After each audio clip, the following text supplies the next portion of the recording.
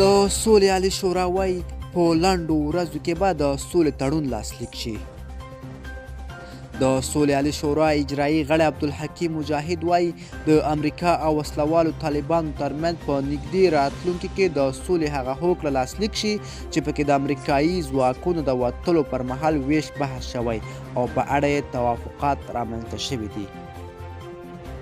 د امریکا CNN ټلویزیون د سولې له مذاکراتو د باخبرې امریکایي پوځي چارواکو په حواله خبر ورکړی چې ډونالډ ټرمپ اداره په دې هڅه کې ده چې له وسلوالو طالبانو سره په څو نږدو ورځو کې داسې یو تړون لاسلیک کړي چې له مخې یې وسلوال طالبان دې ته چمتو شي چې تاوتریخوالی او جګړې راکمې کړي.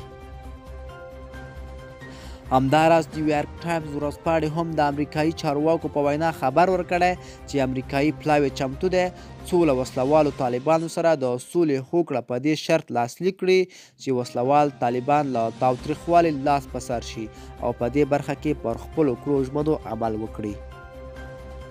په ورته وخت کې د ناټو سرمنشي ینس سټولټنبرګ پر وسلوالو طالبانو غږ کړی چې د تاوتریخوالي د کمېدو لپاره خپله وړتیا او اراده وښایي.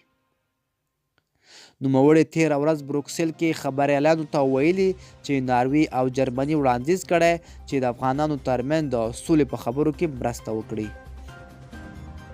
دا په داسې حال کې ده چې د تېرې سې شنبې په ورځ د امریکا د باندنیو چارو وزیر میک پمپو له ولسمشر غني سره په ټلیفوني خبرو کې سولې په تړاو خبرې کې د وروستیو پرمختګونو په اړه ولسمشر غني ته معلومات ورکړل.